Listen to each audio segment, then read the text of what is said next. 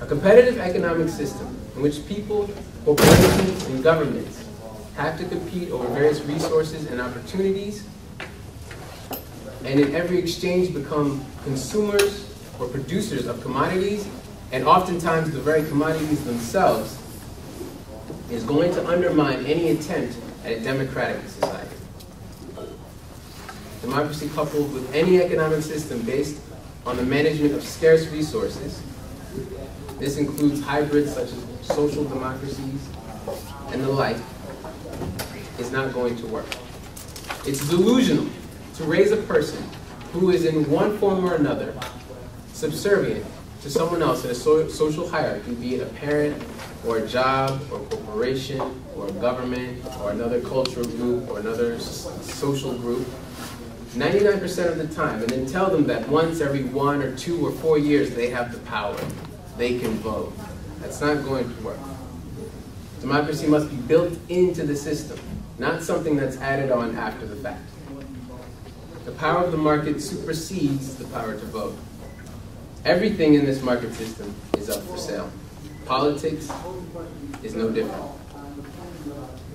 Our government is subject to the same rules of scarcity driven by the market as corporations, so it should come as no surprise when they behave like corporations or are at the whim of corporations.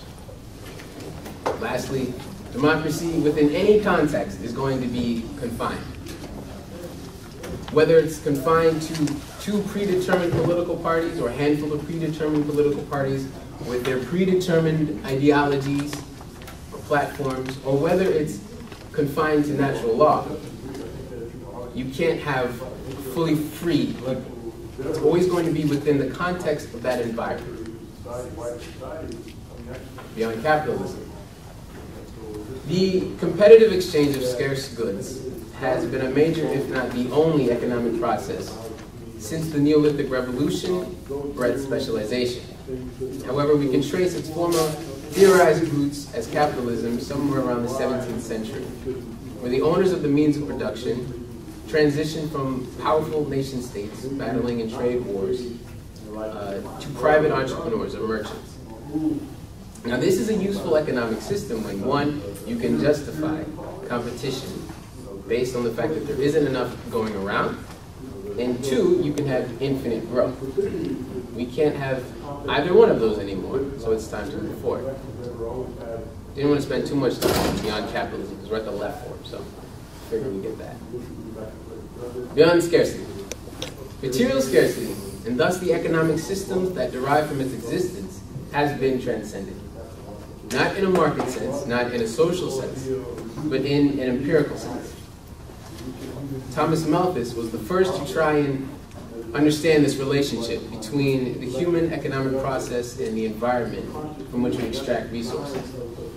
He concluded that the rate of population growth was exponential, and that the rate of our subsistence, or our ability to extract from the earth things that we need, our basic needs, was only linear. And it's from this idea that we've been operating ever since. But there's another trend that's affected humanity since the Neolithic Revolution. That's ephemeralization. That's the ability to do an increasing more amount for an increasing number of people with decreasing energy.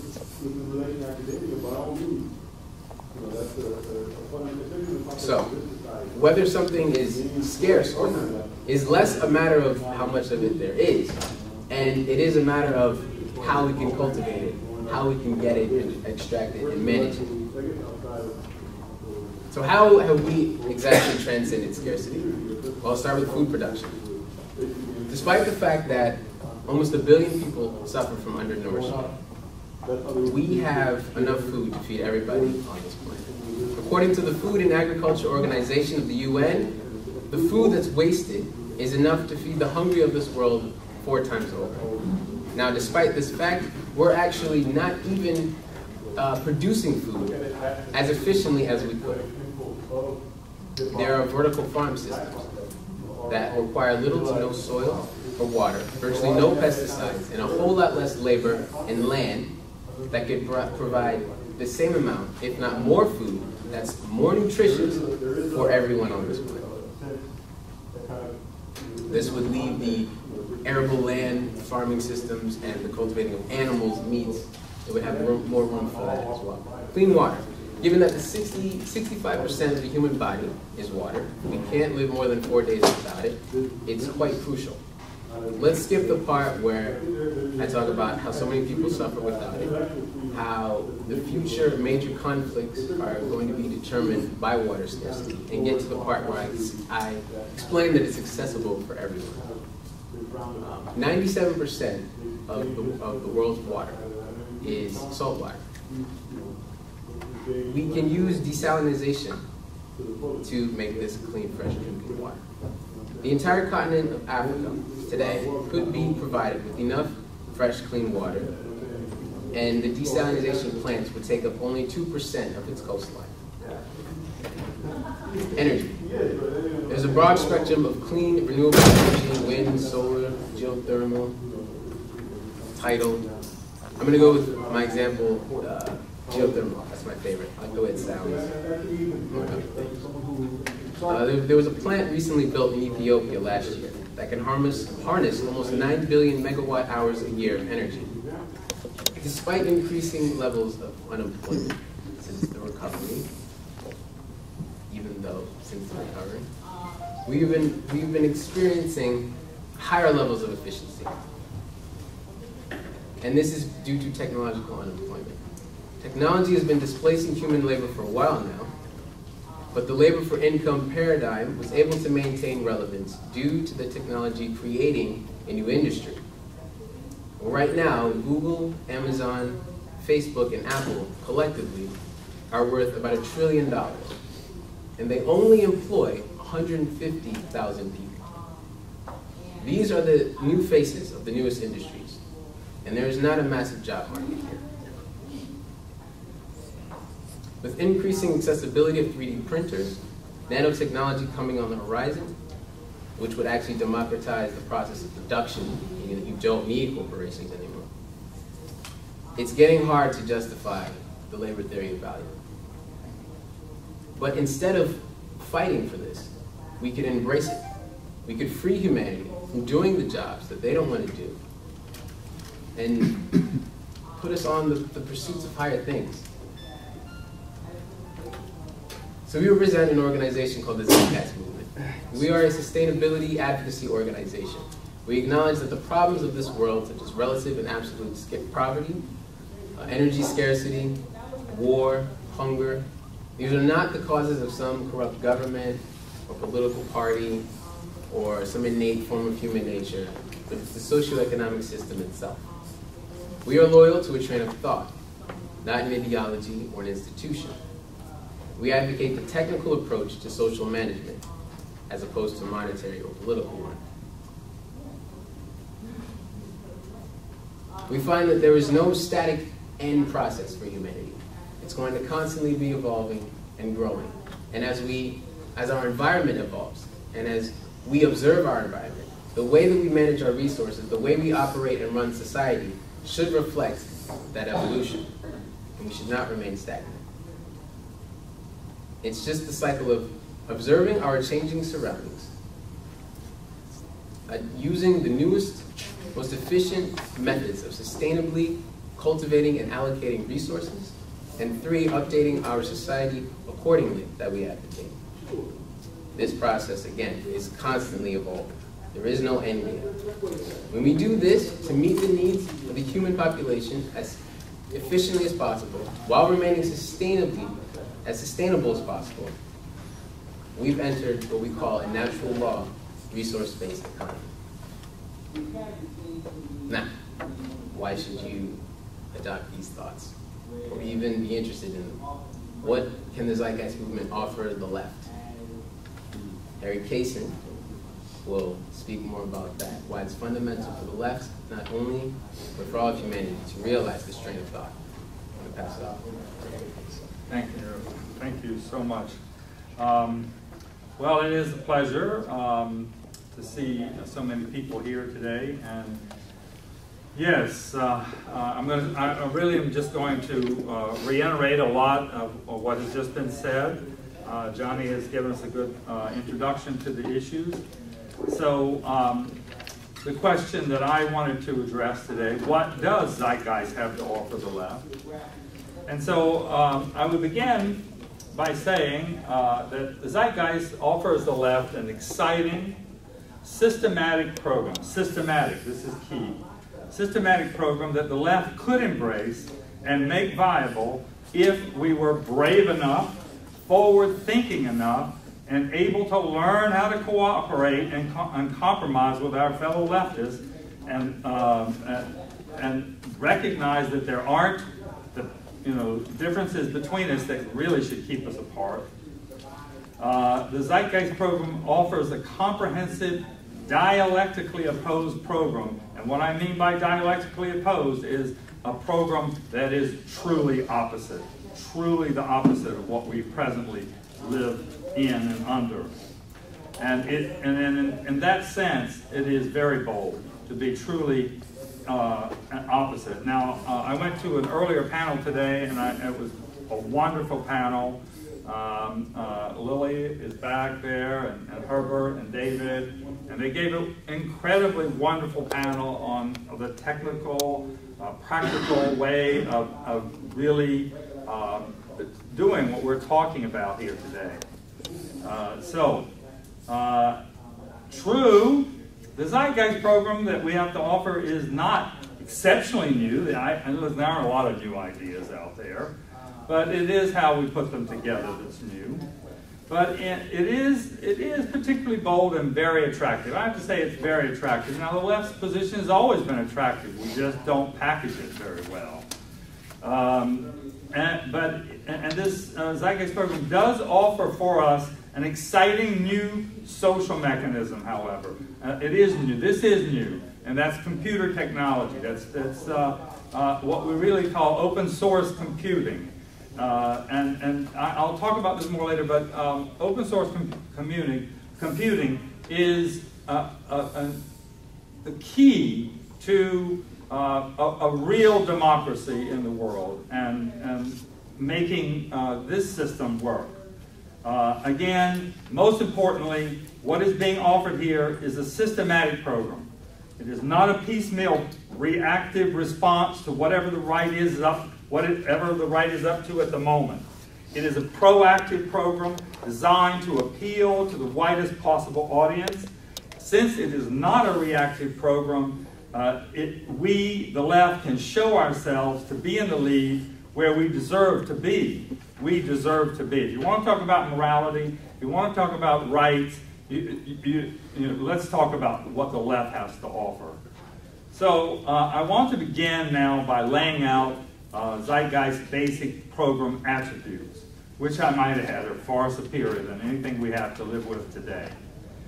First, the Zeitgeist program offers this is the bold part, okay? And Johnny referred to it.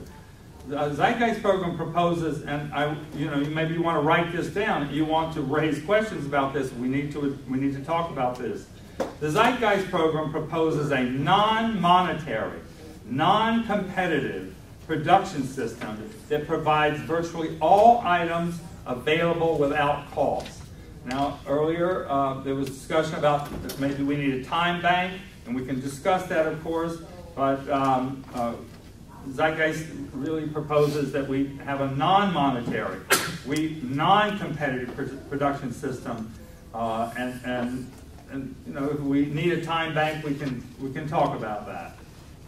A second attribute, the Zeitgeist program proposes a production system that incorporates or deeply integrates recycling and conservation into our production system, and totally rejects the mindless, unproductive, and destructive consumption that drives our present production system. Third, the Zeitgeist program proposes a production system that is able to embrace technology without rendering anyone useless.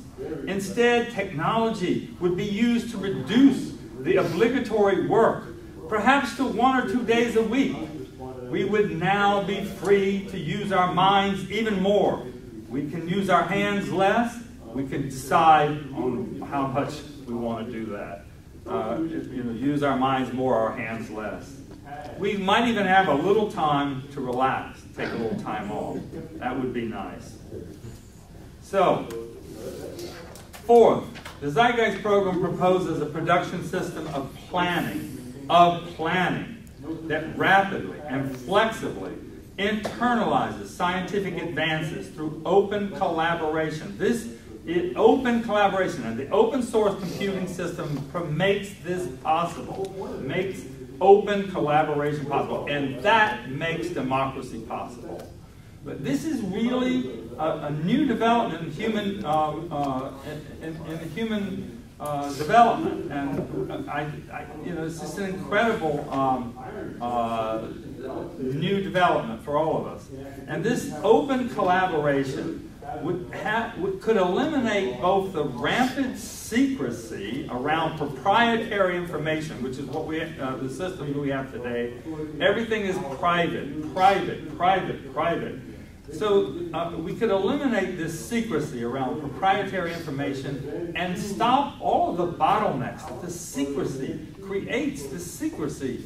It's just amazing how many tricks of the trade and efforts we use to try and to make advantage for ourselves, and to not talking about what's good for the community, but what's good for me. Self-interest. We can get with open collaborative, and we do this because the information, we're able to do this because the information is in the computer system. It is open. It's like a WikiLeaks. The information is provided. We all feed into it. It is open, and we don't have secrecy around what the information is that that has to do with our production system. I'm really talking about production.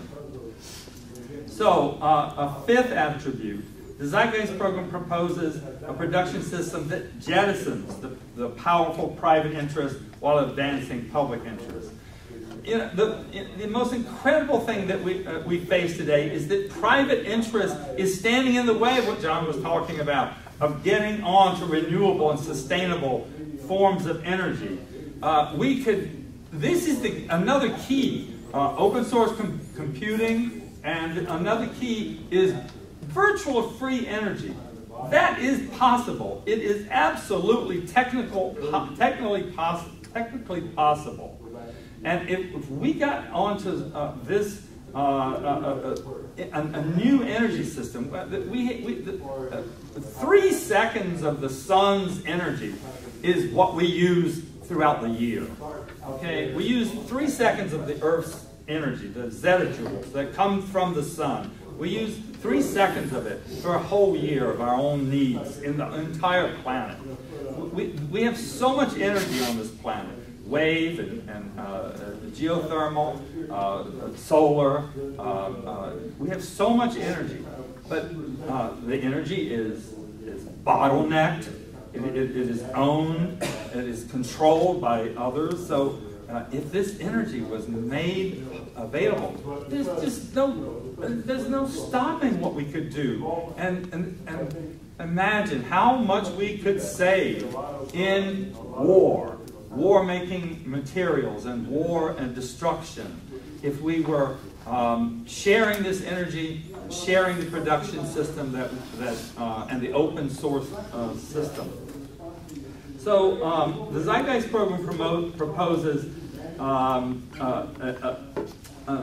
open source computing system which would eliminate the woefully inadequate and inaccurate price mechanism that we use today.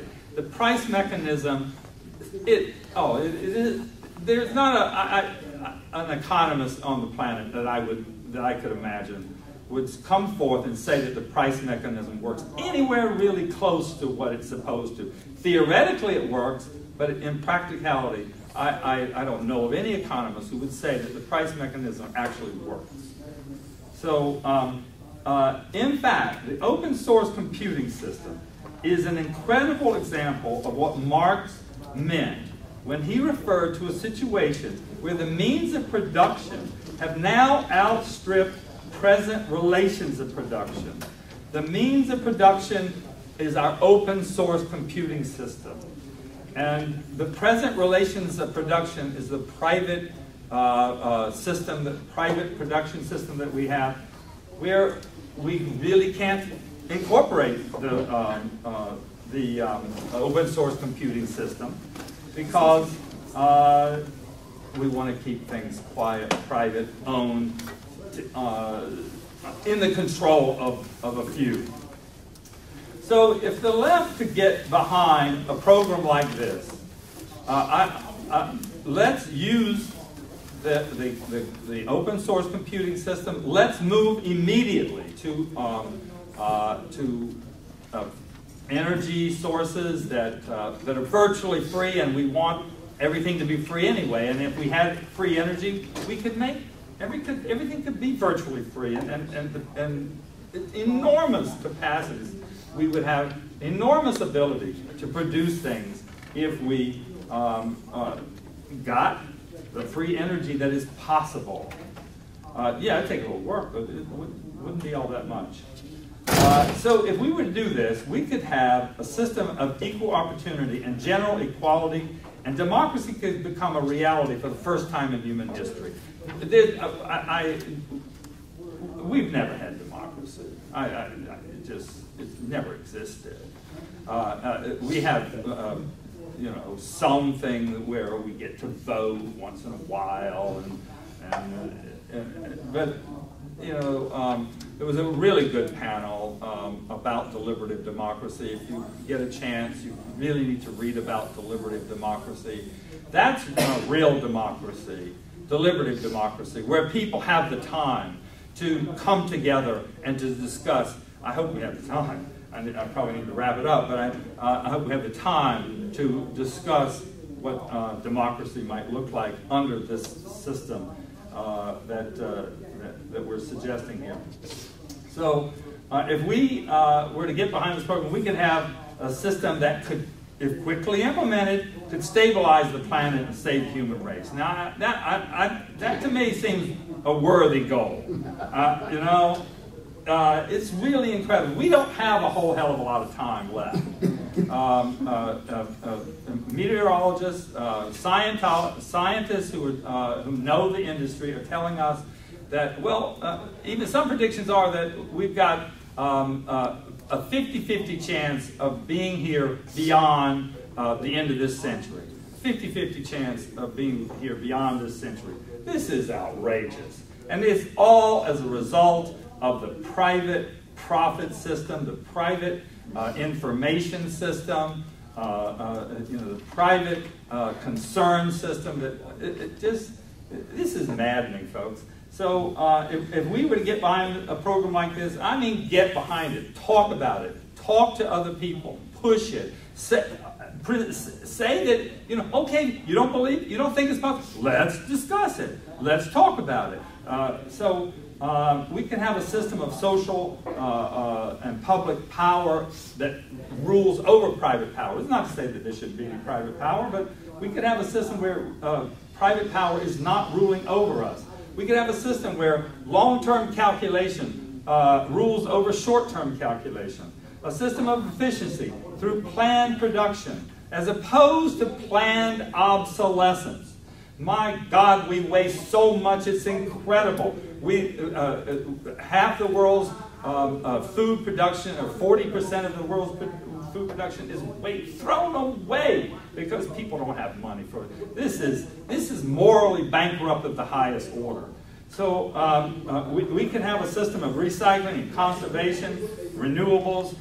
We could throw out this idea of a welfare state, a denigrating welfare state. That's the most disgusting thing I've ever heard coming from the left. A welfare state. We don't need a welfare state. We need production for free for people to have access. We don't need people going begging for anything.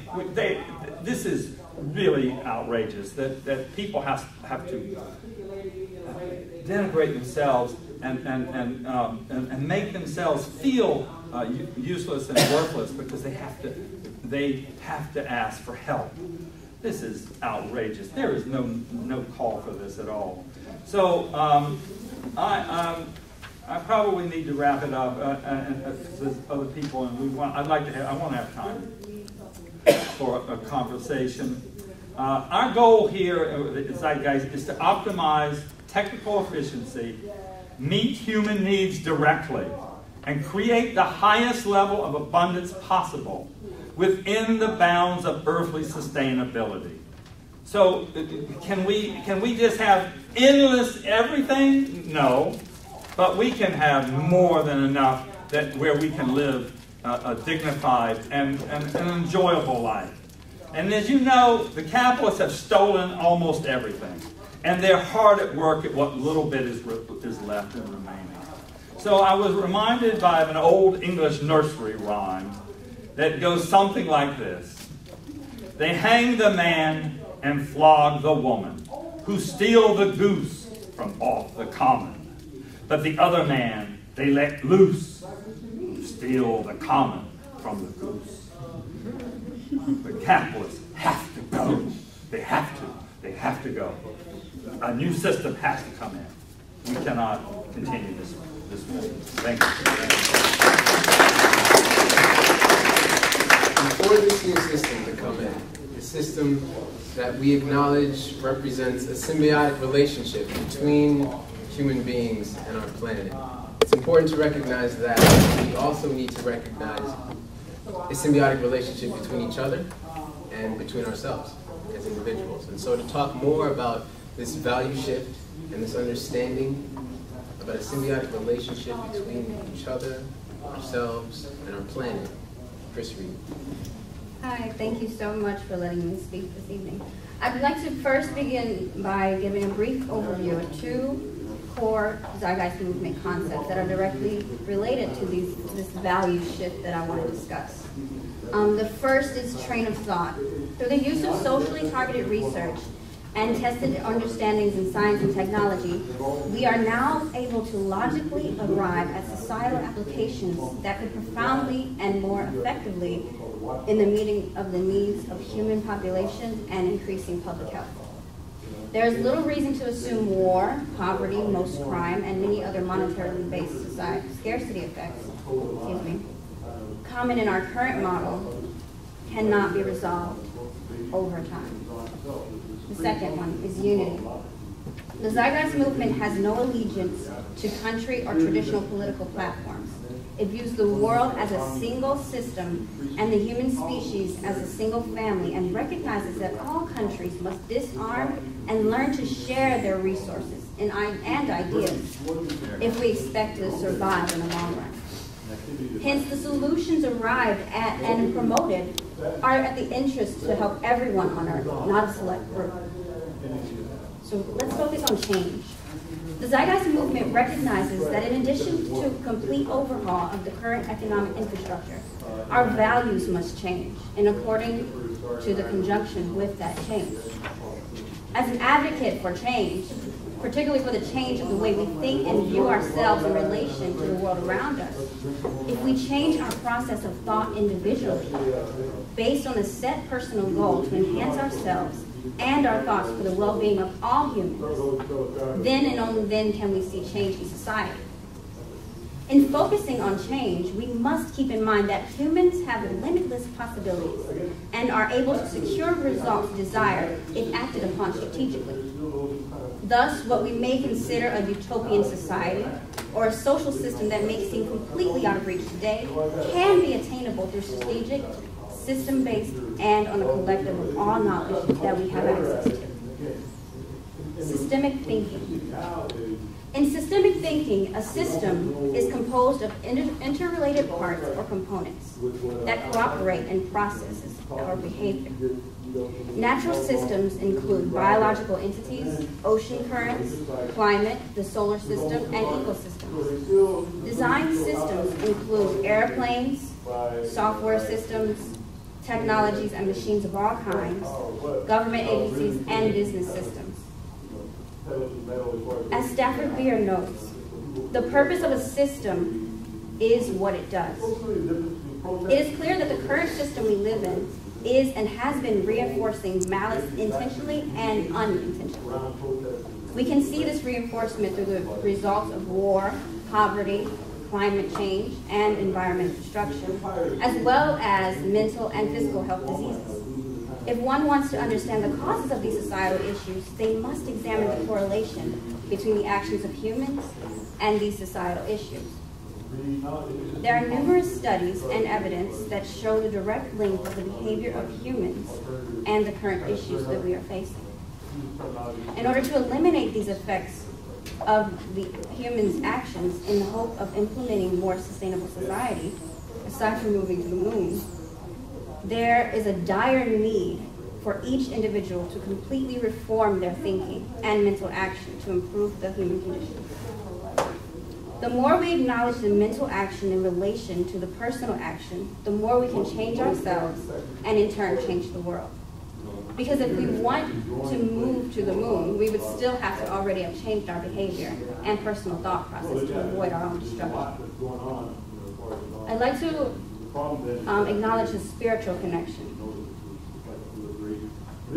which is the change in that personal thinking by introducing a spiritual connection between ourselves and our thoughts. The term spiritual is and has been a sensitive topic due to its lack of a definitive definition, but I chose that term for this very reason. It is not for or against any definitive way of thought, thus by nature can resonate with many.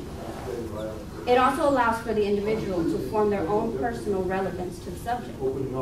However, I'd like to be clear that I, nor is the Zeitgeist Movement advocating any organized religion, as those institutions have historically exploited people's desire to build upon the spiritual awareness for monetary and other gains, oftentimes being a part of the cause rather than the solution.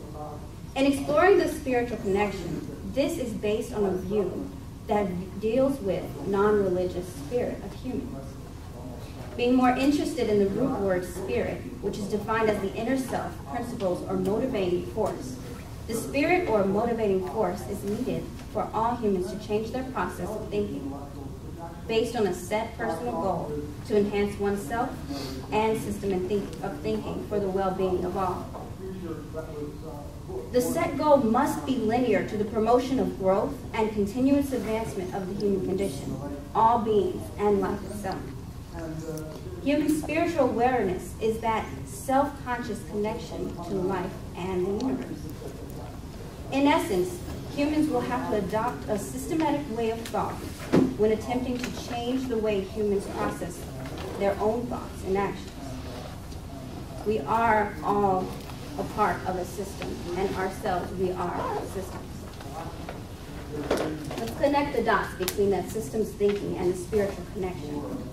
Through the connection, we can use all the tools that humans have, all of which we know about society, human behavior, the environment, and the universe, to apply that knowledge strictly for the advancement of the entire planet and every individual inhabitant.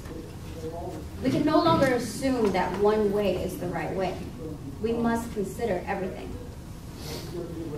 In considering everything, I'd like to mention symbiosis. It is the interdependent relationship of everything. When we consider interactions that link these perceived categorical systems together, we find a connection of everything on a societal level. This system interaction understanding is the foundation of likely the most viable perspective for true human sustainability. The human being, like a tree or the earth, on the surface appears self-contained. Yet without oxygen to breathe, one will not survive. This means that the human system requires an interaction with this atmospheric system and hence a system of oxygen production. And since the process of photosynthesis accounts for the majority of the atmospheric oxygen we breathe, it is our advantage to be aware of what affects this particular system and to work and harmonize our social practices with it. The goal is a sustainable production of growth and a human condition. Promoting growth. We can only move forward. The human condition must advance. So why must we continue to reject the eternal advancement by continuing in a manner in direct opposition of that advancement. Thank you.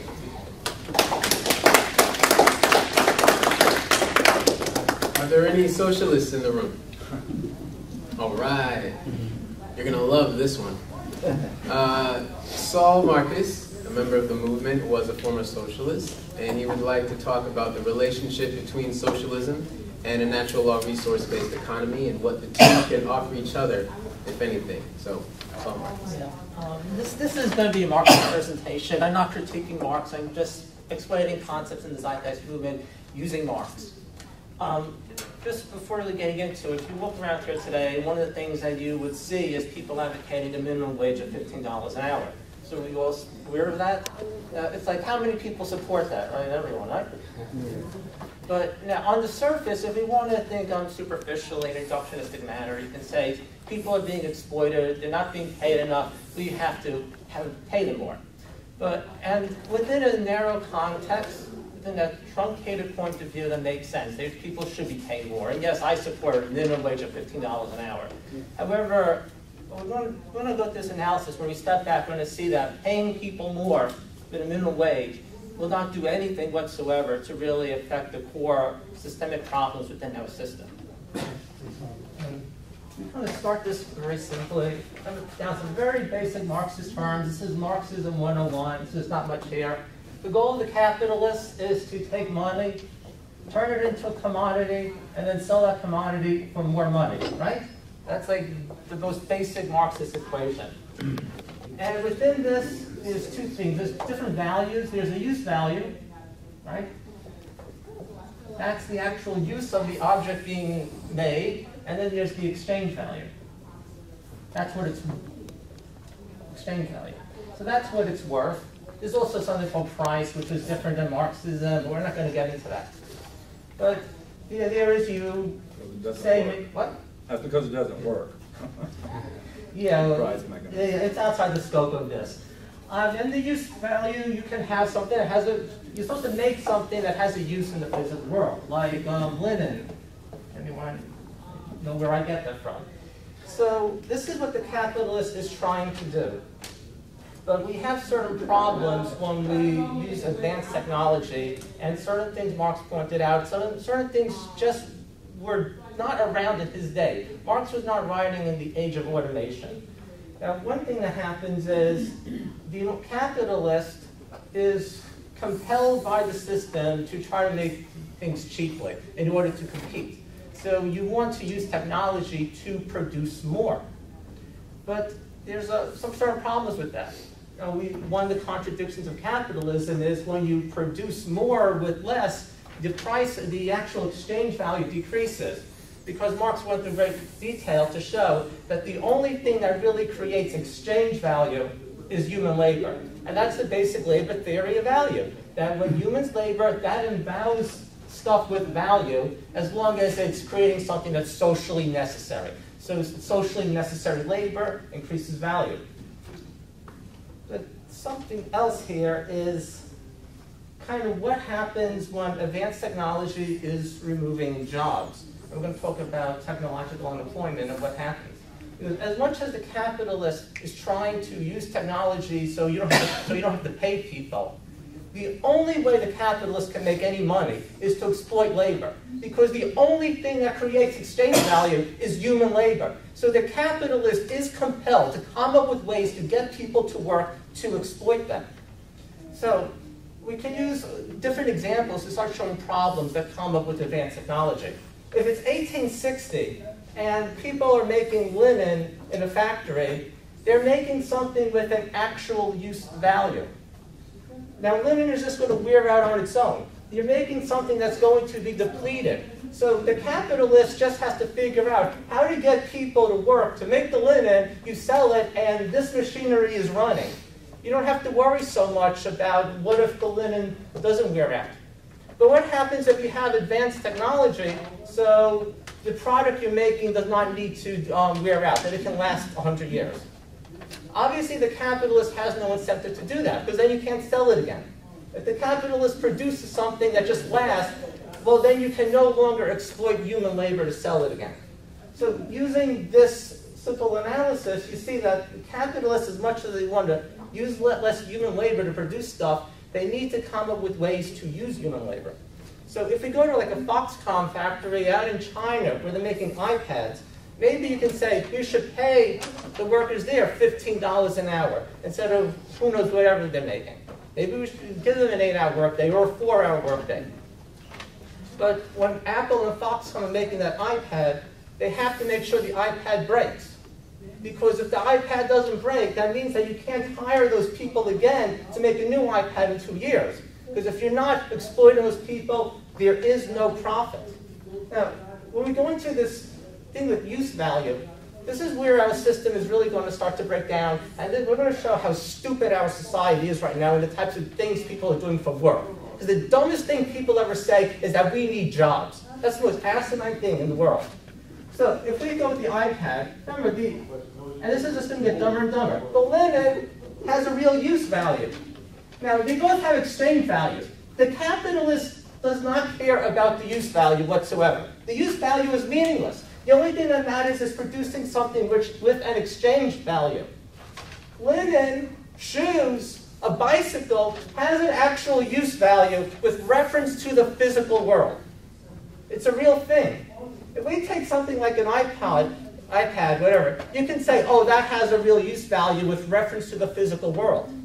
Yes, but if you can make an iPad that just lasts 100 years, you don't need that labor anymore.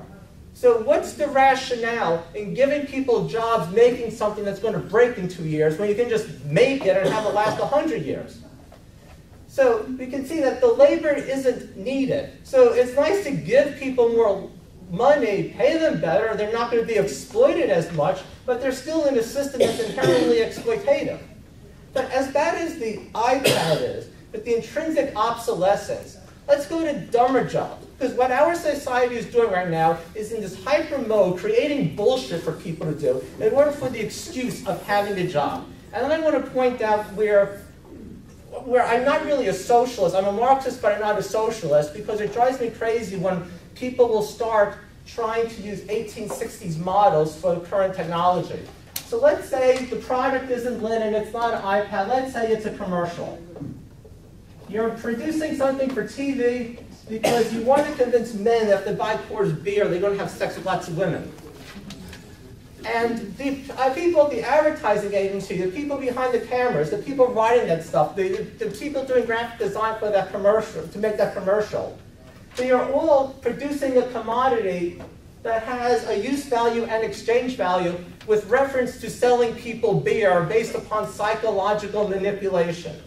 But when it comes to the real physical world, and what type of objective things do people objectively need, there is no physical reference for a commercial selling beer on TV. There's no reason why that should ever be created. So going on and saying that these people who are making garbage that has no use value except within the system of capitalism, what's the point of that? Use values should be things should be made because there's a real use for them, not because it's part of a game. If you look at the jobs that are being made, there are whole sectors where the only reason why there is a use value for it is because we're in capitalism. And if you look at prisons, what's the use? There's like a commodity is creating a prison cell. Why do you create something like that? So the idea that we have to pay people money to create use values that really shouldn't be made in the first place, that's the absurdity. And when socialists go on that the working class needs to do this and needs to do that, within the narrow context of working class struggle today, you can emphasize that and we can support it.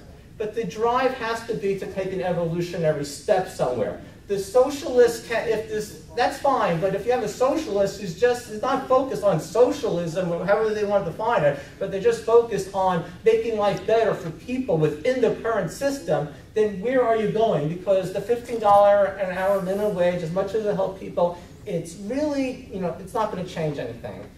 And I hope that maybe this makes sense if people are familiar with Marx. Do I have anything else? I think, that's about it. Okay,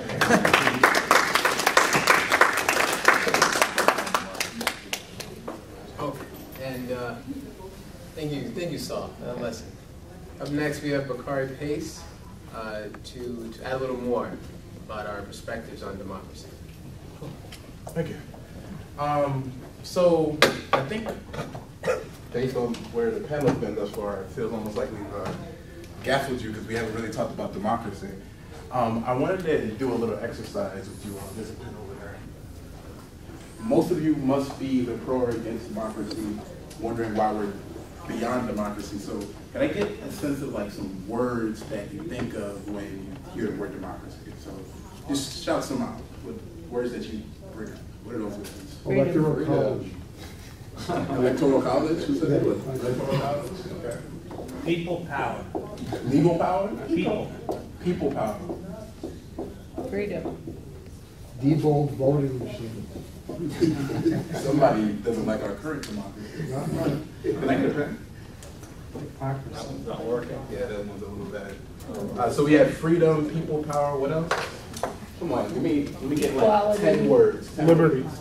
People power, electoral college, freedom. Capitalism. Roman Senate. Huh? Politics, Voting politics, equality, equality. One person, one vote. Self-determination. So you feel that democracy is very tied up to capitalism? It's in the voter suppression. It's in the title. That's good? No. No? State power.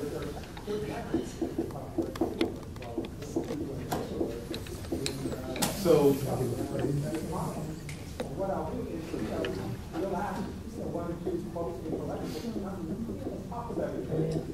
now I would argue that the words from this very highly educated group of people mostly related to political power, right?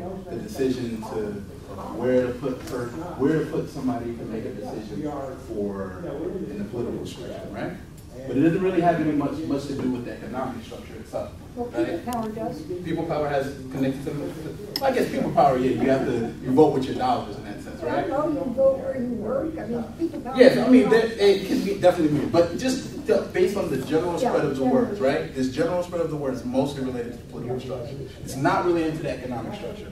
That's where the Zeitgeist Movement is really talking. That's where we're discussing beyond democracy.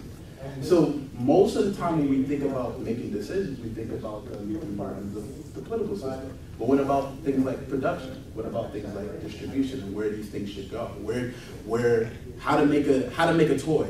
What are the best ways to make a toy? What are the best tools that we should use to make a toy? Where should we extract resources from? Where should we do anything related to the economic system? Not where should we place somebody in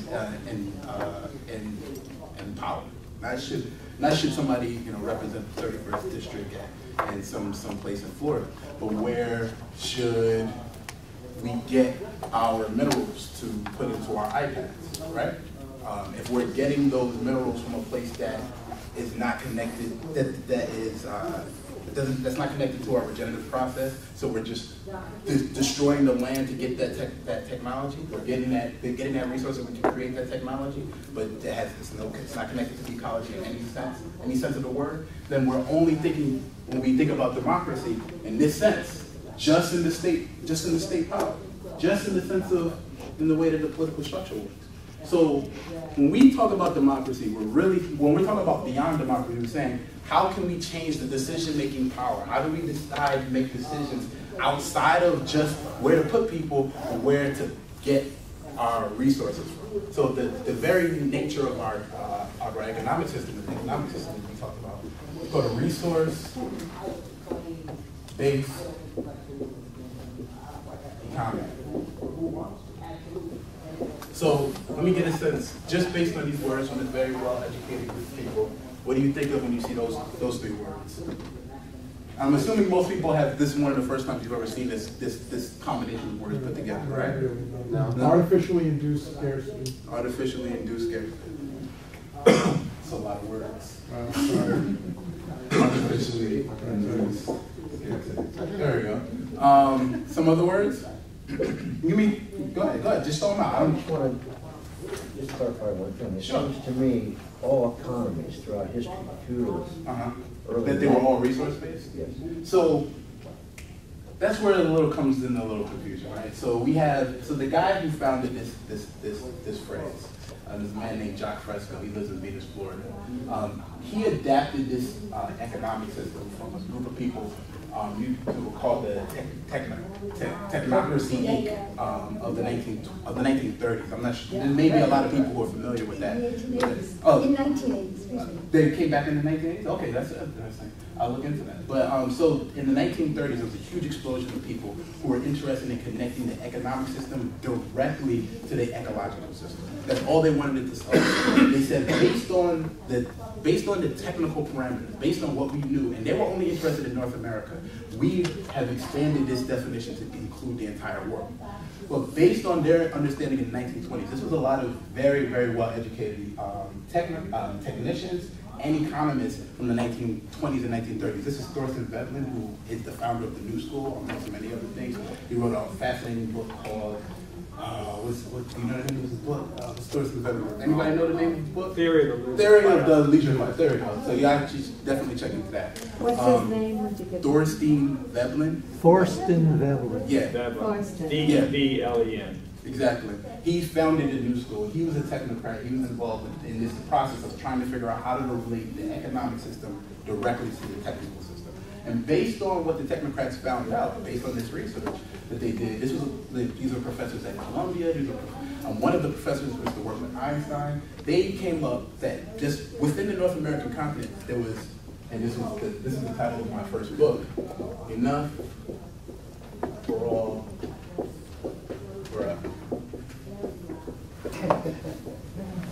They figured that out in 1930, just in North America, based on the technology of that time. Now, 100 years later, we're not living in a world where we relate our economic system to our social system. Excuse me, we relate our economic system to our ecology.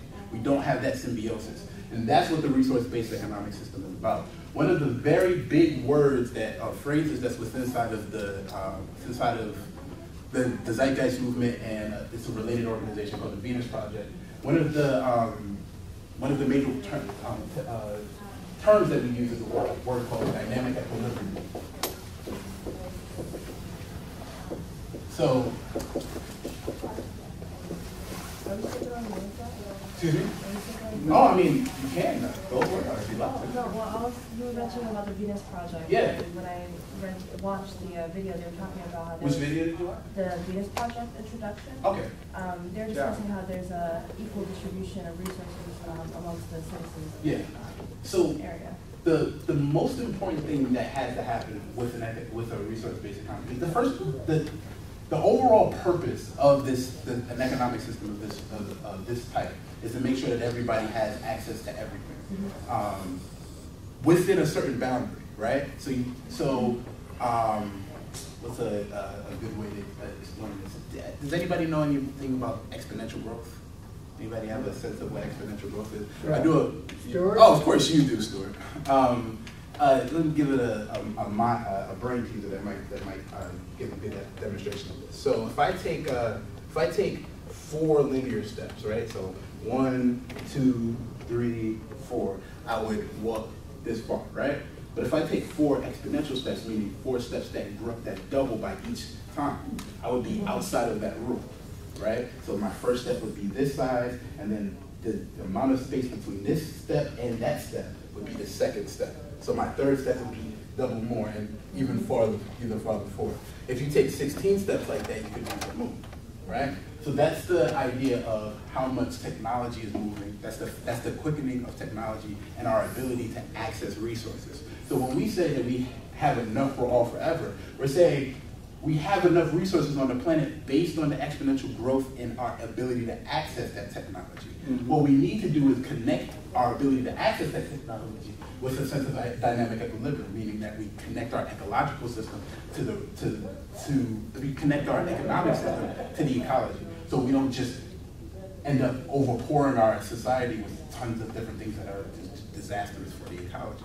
So And that's the way in which that we'd be able to make sure that everybody has access to things, because once you have it in excess, you're able to make sure that everybody has enough.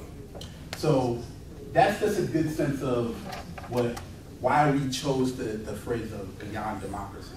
Is that we don't necessarily want to only think about democracy in the lens of political power and where to put individuals and just in the general sense of the way in which we connect our sense of what democracy is. What we come to realize that we all live on one planet. We're contained inside of this planet. So what happens on another part of the planet affects us individually.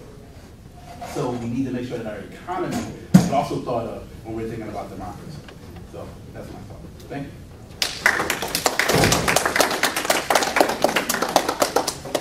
Now we'd like to open it up for Q&A. You can take maybe 2 or 3 questions at a time. Go off for 4 questions, and then the panelists will get to them.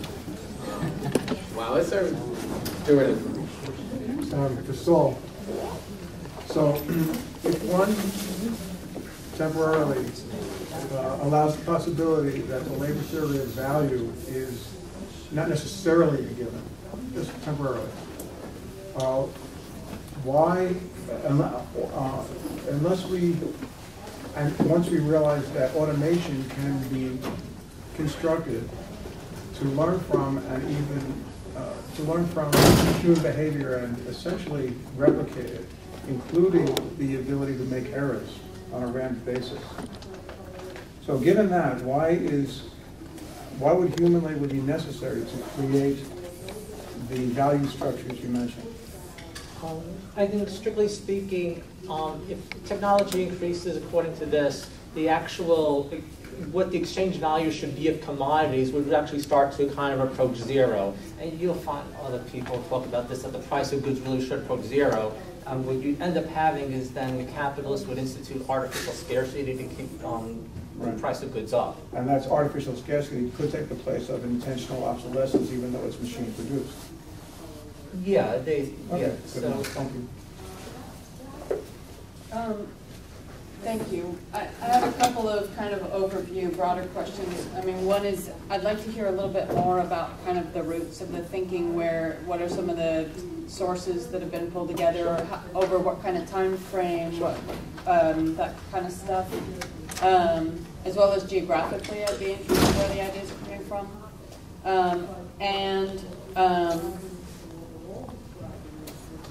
In relation to what you said, I feel like it happened, but it happened very quickly. I'm wondering if you can say more about what the understanding is about how,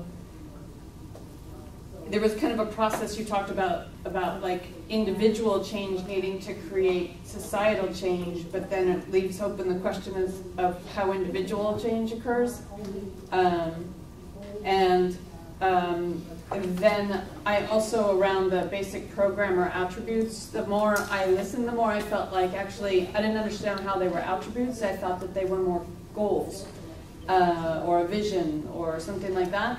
And I'd be interested to hear more of the how. What is the idea of the process? One more. In the back, go ahead. Okay. Just when you guys make To questions. start off, I just came from $15 as a speaker on the panel, so that kind of hurt my feelings. But when it comes to trying to make this a global system, like how exactly are you trying to go about convincing these other countries into joining up when there's so many hostilities and international treaties that are in place that they're not willing to let go very easily?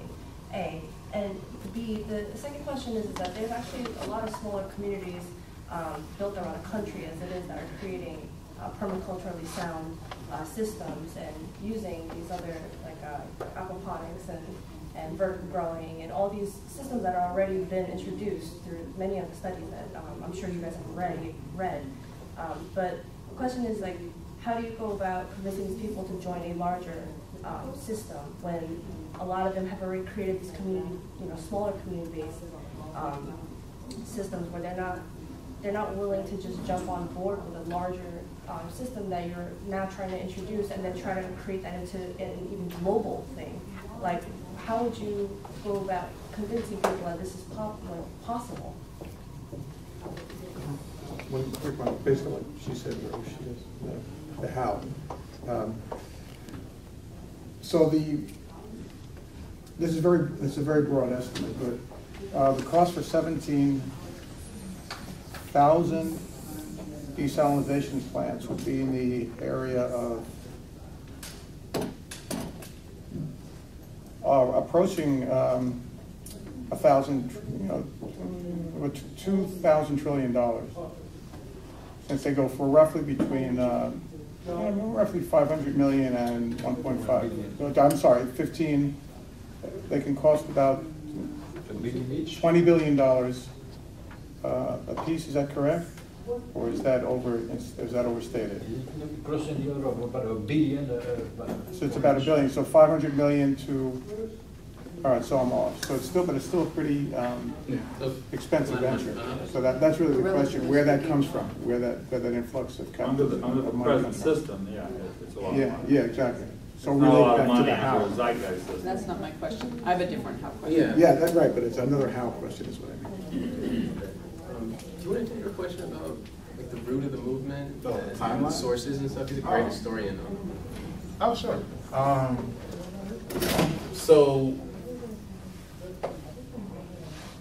So you have a bunch of people for at least like in the early 1800s who were concerned about ecological problems and economic problems, but they weren't really dovetailing in any kind of way. And then around like the 1920s is when you have Technocracy Inc. really come into it has like this huge explosion, but only for 1 year. I believe it's in 1933. In 1933 they were founded, and almost immediately they had a harsh reaction. A lot of Marxists came out and were very against them. A lot of people were very against the technocracy movement, but it got a lot of underground coverage, especially in the New York area. So that's where it was founded, in New York City. It was founded by a man named Howard. Man, I'm forgetting Howard's last name. What's Howard's last name? Wasn't Theodore Roosevelt involved? No. His first name is Howard. If you type in Howard at Technocracy, He you'll find it also immediately. was involved. He was? Well, I believe he was very concerned. This is my first appearing here. Okay. So Howard was a close friend of Thorstein Veblen. They had a lot of arguments around this time about how the society should be operated, but they were mostly only considering this in the context of the Great Depression, because a lot of people were trying to find answers to the Great Depression, and Technocracy Inc. was proposed. And one of the major reasons why it got so much attention was because they were willing to say democracy is not the best way to operate the economic system. The capitalists have completely messed up what we need to do is transition and give let the decision-making process happen through science and happen through over the guidance of technicians. A very young, maybe 14, 15-year-old kid from Brooklyn heard about this idea. His name was Jock. He was really impressed by what he heard, and he took the idea on, he kept it, and he kept interacting with Howard and many of the other people inside of the organization. Around 2008, that 14-year-old was 94, and he had an opportunity to be interviewed by an impressive filmmaker named Peter Joseph, and Peter Joseph put him in his film, and as a result, him and his organization, which is called the Venus Project, got a lot of attention and probably the cause for why we're all here today. Howard Scott. Howard Scott, there we go. One second. So, and then you in the back. What was your name? I'm sorry. Reid? Well, we didn't get all the questions. Answer. No, I'm answering the question. Oh. She had a question to answer. Thank you for that question. I've spent the past maybe 2.5 years researching this information. And I realized very quickly that I'm going to have to spend the rest of my life trying to make that information resonate with various types of people and cultures. I was in Uganda a couple of years ago talking about the movement and trying to explain it to her, and she just kept telling me that this sounds too Eurocentric. It's just too Western, too Eurocentric. And it was probably my fault. I mean, obviously there's nothing Eurocentric about, you know, taking an inventory of the world's resources and then trying to extract them strategically to meet the needs of the human population. But maybe it was just because the narrator was a white voice, like the models of Jacques Fresco were white people, and it sounds a lot like imperialism. You know, it sounds a lot like a Western culture imposing their ideas on indigenous people, which has been happening for hundreds of years. You know, that's what she said to me. And I realized, man, I have to go back and I need to research how to articulate these ideas. So, you know, if you want to add to that, great. You know, thank you. I don't have the answer just yet. And how they would operate their own permaculture economies on a smaller scale within an RPE, it's going to be very possible. The number one, you know, thing about this movement is that it's not going to be imposed on anyone. And if you don't want to participate, you don't have to participate. If that means it doesn't come about, then unfortunately that means it doesn't come about. But if we did have a global resource-based economy, or a natural law resource-based economy, which is based on the regenerative process of resources that we extract and we wait for them to grow back, right? Because, I mean, capitalism is based on resources. Everything is based on resources. Do they acknowledge the resources? If they're in a global RPE and they want to have their own communities within that, that's going to be perfect. Right? It's going to be perfect. I know that. Individual change. Individual change. Oh, yeah. Well, go ahead. Okay, yeah, I want to talk about individual thought and the systemic thinking to promote the human condition. So that's changing, actually making the decision to change your mind about the way we think about things. What we are advocating is a complete overhaul of the current system. And in order for us to actually have a complete overhaul of that system, we have to change the way we think about money and monetary gain. Currently, a lot of the decisions are made based upon monetary gain, and a lot of people have their values strictly based on monetary gain.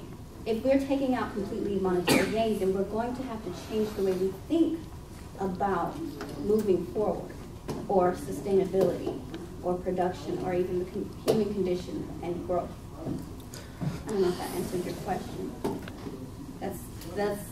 And how is as one of those multifaceted things. As humans are multifaceted, we have so many different ways that we can change that thinking. And there's no, you know, one set way of changing the thinking, but the goal has to be set.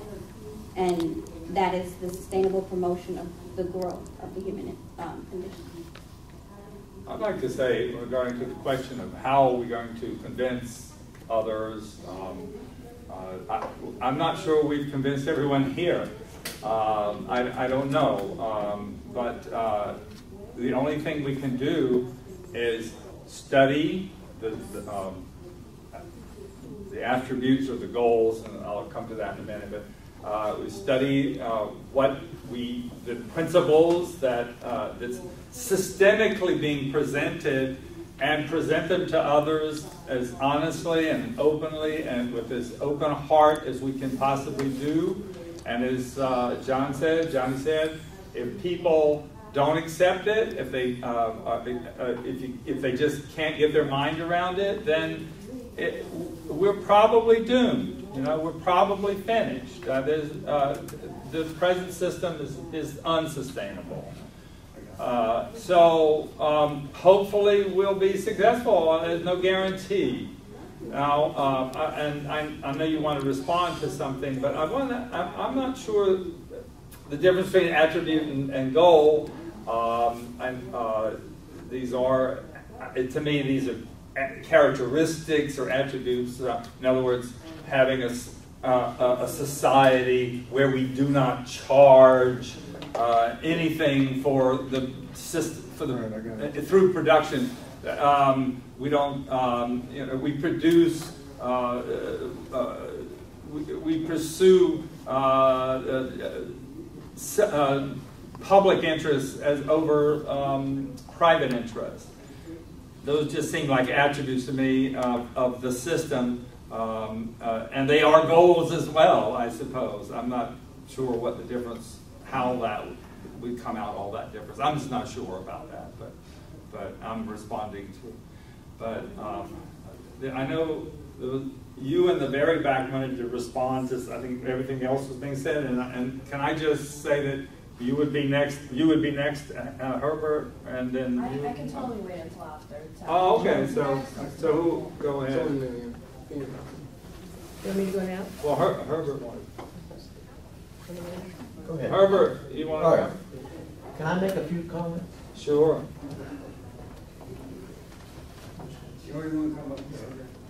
Just looking at this resource-based idea, and I'm all for resources being conserved and used intelligently and with our brains, so we don't deplete them. We only have one planet.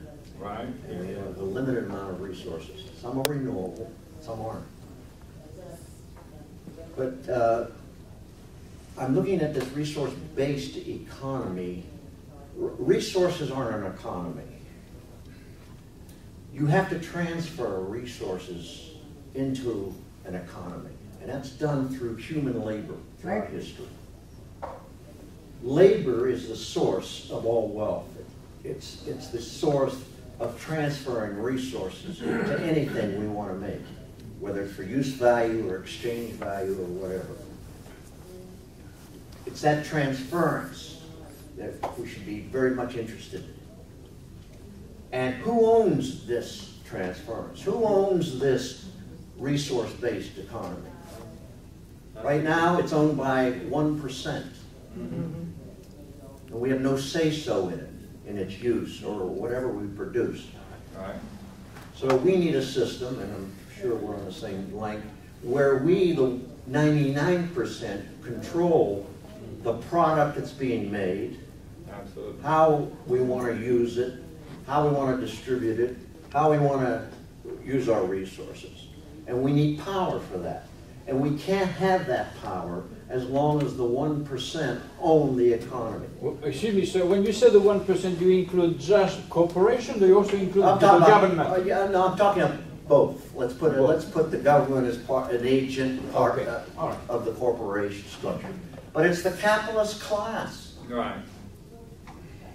That own the means of production. And don't be so quick to throw Carl out in your analysis. It still holds up a lot. Karl Marx. You know, and in the gentleman's thing, it's money, commodity, money.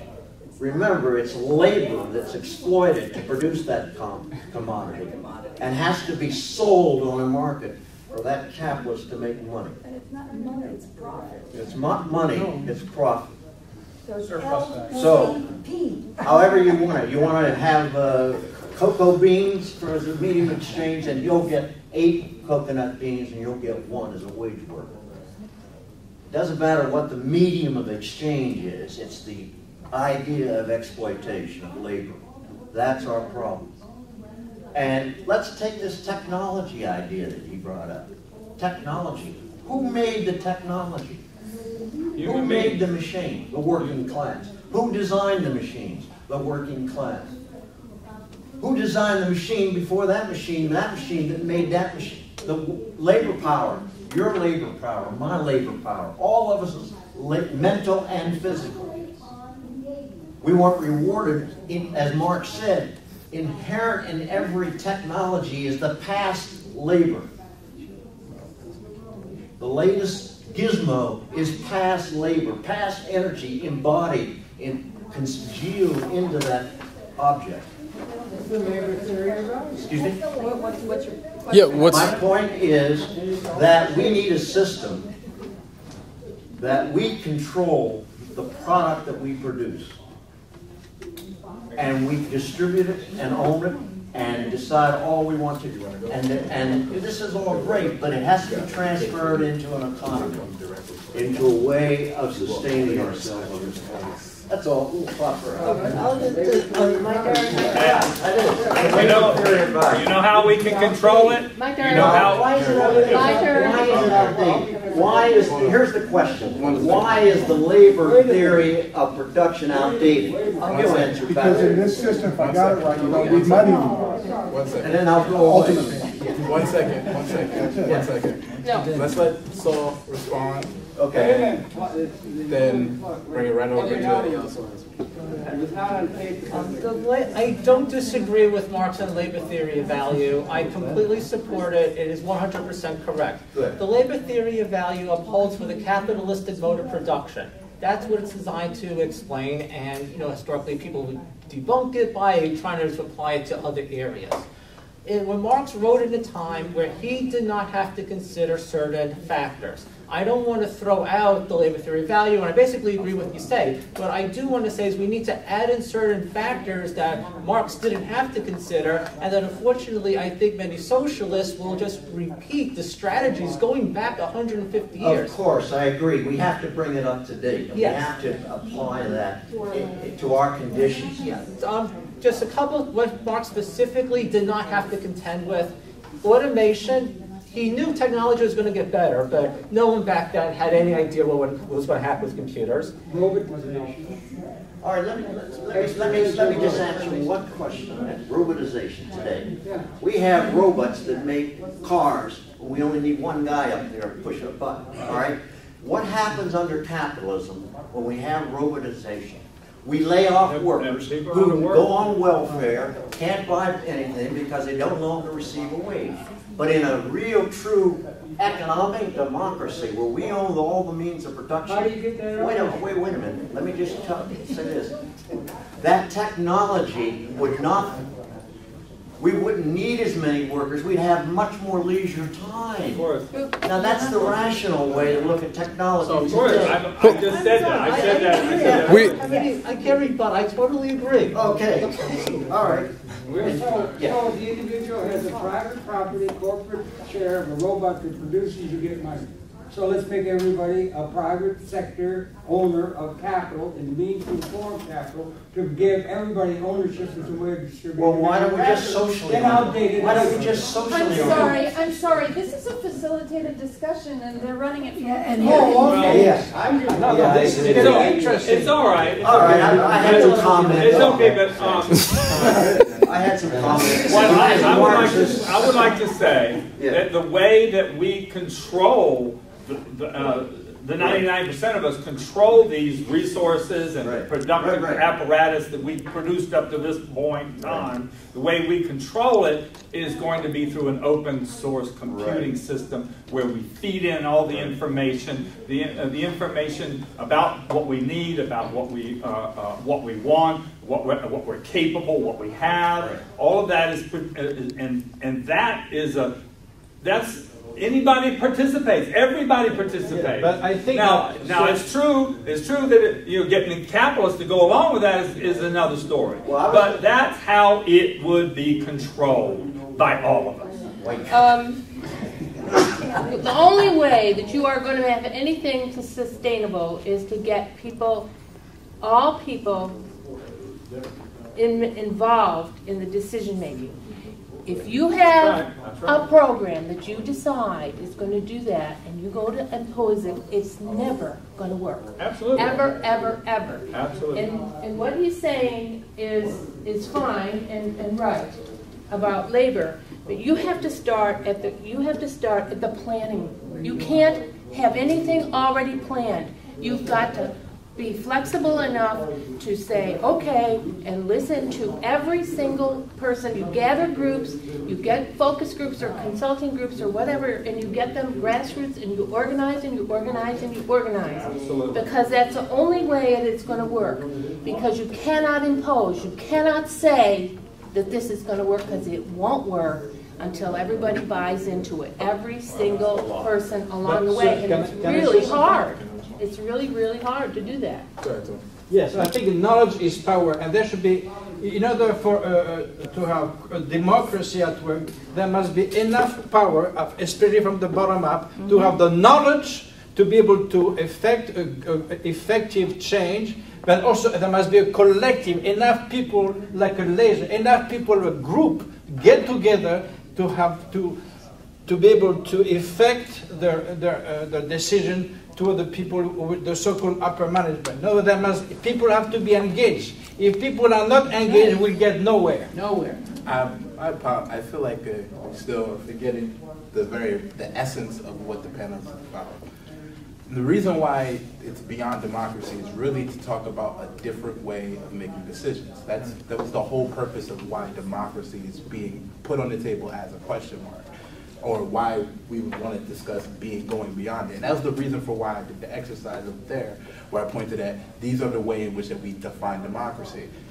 That's a very good, actually very good process. What you just did was a very good process, and it's a way to begin your grassroots organizing everywhere and pull it out. You pull it out. You cannot impose anything. Absolutely. You cannot. Otherwise, it just gets destroyed in the process. Everybody gets upset.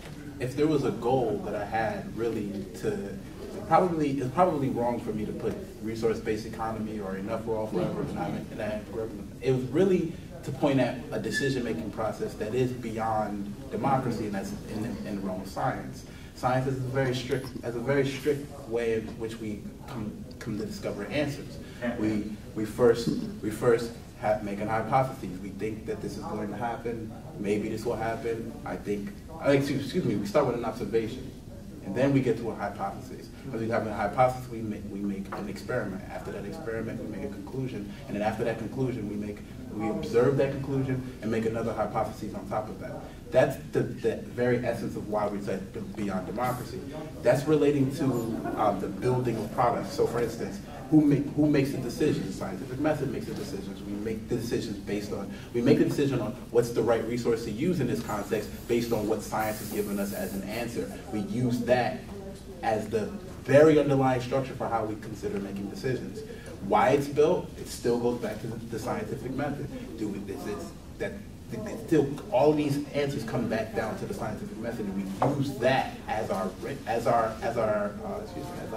what's the word? Methodology.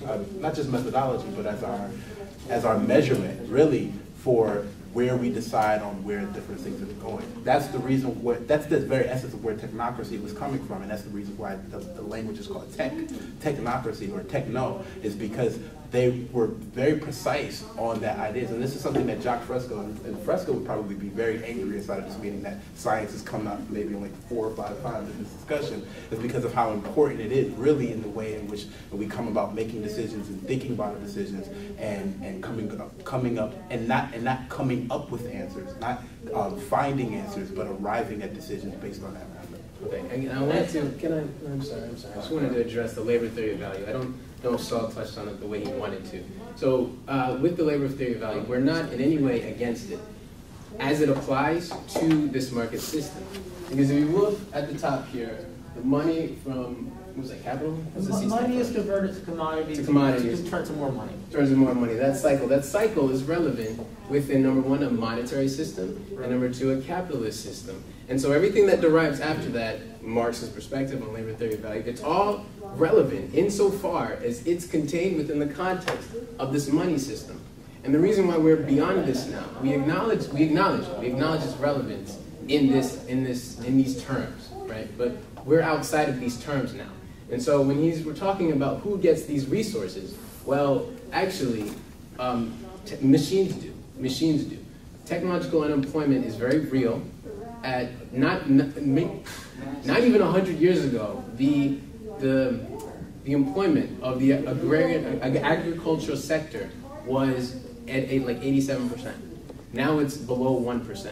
And that's because machines are doing the jobs for us.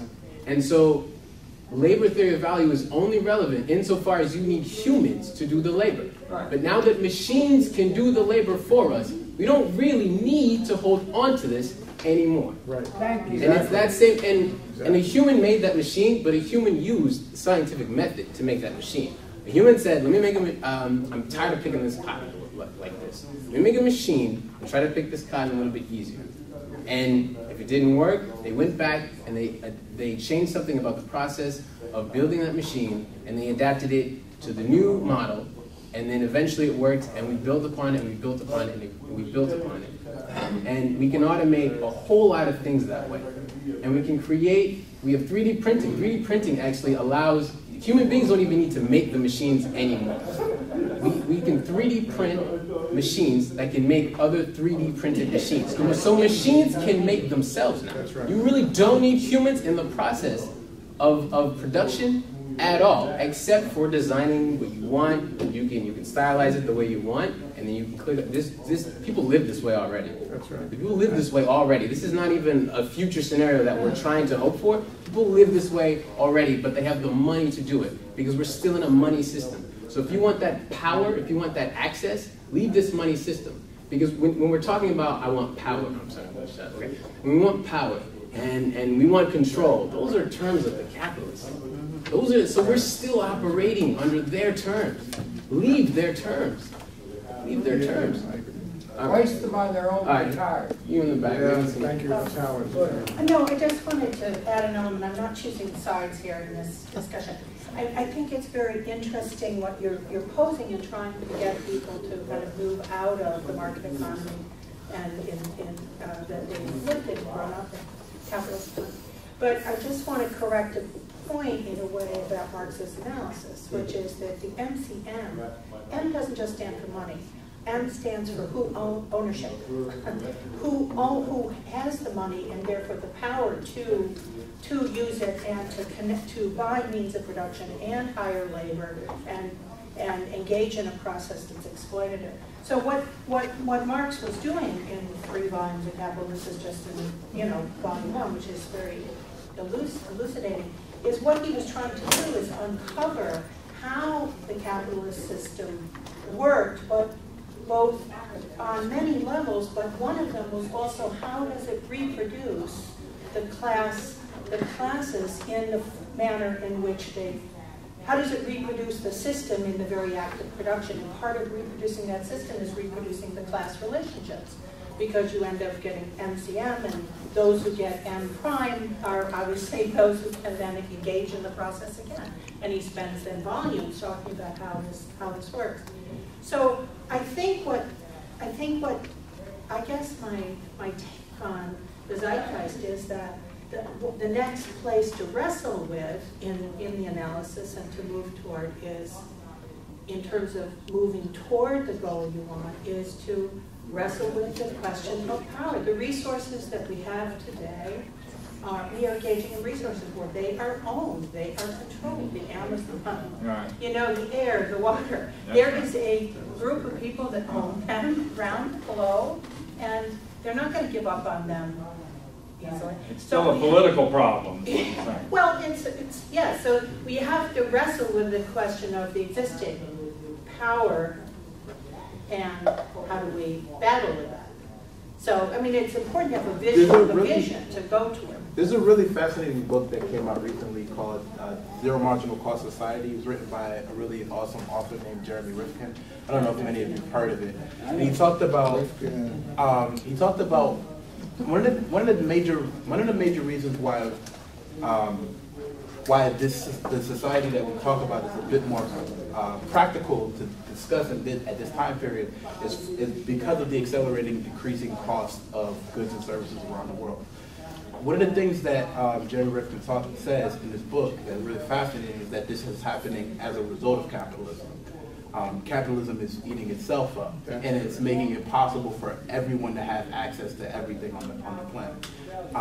I think that's really going to be the trend. He argues that this is something that's going to happen by mid-century. He says by mid-century we're going to see almost a side-by-side economy, an economy that one works on for the capitalist as a capitalist society, but another one in which all goods are just freely accessible. And that's happening in the digital medium right now. So there's an entire economy of goods and services that move around inside of the digital, on the digital platform, but don't have any costs associated with them.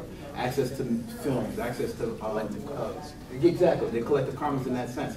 And we're creating different relationships and ways to monetize those, but just outside, but it can't be done inside of that particular commons. That's also transforming into an internet of things, where things themselves are actually moving into that same paradigm where things become cheap. or things, and then accelerate towards zero in terms of the actual cost. There's another book called Free by Chris Anderson where he talks about this. He has a little bit of a discussion about whether or not it can result in the utopian type of society that we discuss, and he actually talks about it very much at length in the book. But he at least recognizes that there is a bunch of stuff that's on the horizon or currently here that is accessible and accessible for free, and that points to the how. I think Vance might point to this as well. That John will point to this as well. That the transit, like whatever we posit, and this is also in that plan. Whatever we posit as the way that we want to see the world. I think I have friends who were Black Panthers in the '70s who were doing like awesome work, and they thought that in 10 years that, whatever the Panthers' mission was, the 5-point plan, they thought that was going to be in existence in 20 years. They had no question. They were like, of course, we got this planned out. This is going to happen. So it's and the technocrats, in the 1920s, this is 100 years ago, and we still don't see what they were talking about. And you have Marx in 1860, and this like almost 200 years since he wrote, and we're still not seeing the fruition of the plans in which he wanted to see. So it's like, it's obvious that plans aren't going to happen, but we can look at trajectories. And the trajectory is that machine automation and technological unemployment are happening. Those are real trends that are happening. But they're also relating. They're also democratizing their benefits. They're also making it possible for people who are in the lowest parts of the world, who don't have access to all types of things, but they have access to a cell phone. They have access to being able to get to the market, sell goods through the online avenues that they have. So it's just talking about basically in that sense, it's just the trend. You look at the trend and you see those things. He's had his hand up for a while. So, I mean, being a guy that's kind of followed up on this movement for a little bit of time, something that I've kind of wondered for a while, and I haven't really heard you guys articulate it yet. What, if anything, is being planned right now to go ahead and put this into action? As the phrase goes, the proof is in the pudding. When do we get into cooking time, so to speak, and what's going to be involved with that? Also, too, for Harry, you mentioned a lot open source software, and I was wondering if you were conflating that with free libre open source software that isn't owned by a corporation, isn't subjected to legal licensing and owned. Most people do when we think about it is a problem. Richard Stallman and many of the people in the free software movement, they really wanted to make you very clear of the distinction between free software and open source. Open source is owned by corporations, and they offer that license to you to be able to move some things around. But if you make a mistake on the license, you can be charged, you can be sued using open source technology. But then there's free software, which is completely accessible. You have access to that technology. You're able to move around the licenses. And I thank you very much for bringing that up. Yeah, no problem. And then as far as I was referring to, free software access, but it works in an open source capacity. Okay, and then as far as like actually moving into it. So then you have people some individuals who have been on the process of trying to see how to push a transition. So for me, I've been at the United Nations in the Division of Sustainable Development, trying to push different whatever I can do, having conversations with very high level UN officials on that level. I've been to the Council on Foreign Relations, had conversations at CFR. But at this level, I'm just the guy, I'm just a normal guy who's living his everyday life trying to push some things happening. So I think the official posture of people who identify themselves as members of the Zeitgeist Movement is that we're in an awareness phase, we're just trying to get people aware of. But it is a really difficult thing to get people to recognize that you do live in an environment where you have enough.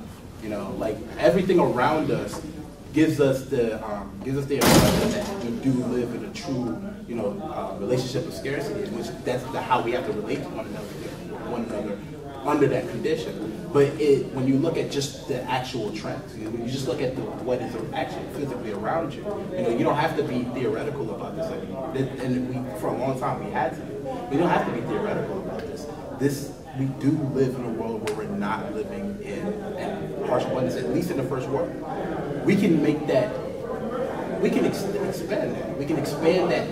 It's not like automation is restricted for North America and Europe. It's that we can make sure that automation technology gets around. But we also have to make sure that we're not hurting people in the process of automating things. And that's really, I guess, another sense of where the Zeitgeist movement is coming from, is that all of the value of what automation has been primarily used to hurt people. So people aren't able to take the benefits of not having to work.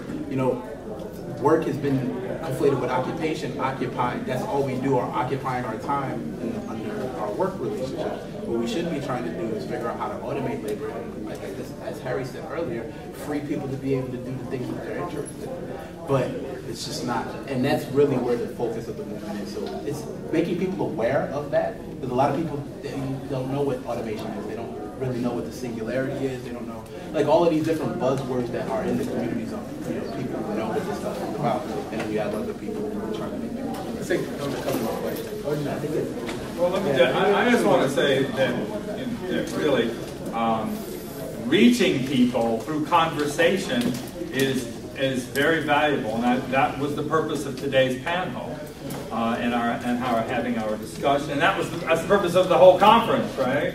So hopefully you can all of us can go out and talk about these things and push the ideas that are being presented here. So what are we doing to make this happen? What are you doing to make this happen? Exactly. I want to thank you all for coming. That's our time. We're going to stay here, but I think we have to leave the room. There's going to be other panels coming up after. So thank you very much. If you have any questions, we'll be here. So, I'm new to this.